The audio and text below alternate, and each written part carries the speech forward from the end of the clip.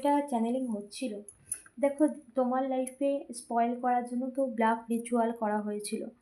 এই সমস্ত কিছু ব্ল্যাক রিচুয়াল মানে এই তোমার লাইফে যারা কেরিয়ারের দিক থেকে দেখছো, যাদের কেরিয়ারে কিন্তু আগে ভালো ছিল, তাদের লাইফে কিছু এই গোপনে এই সমস্ত মানুষ এসেছে না, গোপনে হিডেনে, তাদের কার্মা তোমার সামনে আসবে, তাদের গোপনীয়তা তোমার সামনে আসবে। এই সমস্ত মানুষ তোমার লাইফে ব্ল্যাক রিচুয়াল করেছিল, যার জন্য তোমার রিলেশনশিপ বলো, তোমার কেরিয়ার বলো, সমস্ত ক্ষেত্রেই তুমি একদম পুরো ডাউন হয়ে গিয়েছিলে, একদম জিরোতে চলে গিয়েছিলে।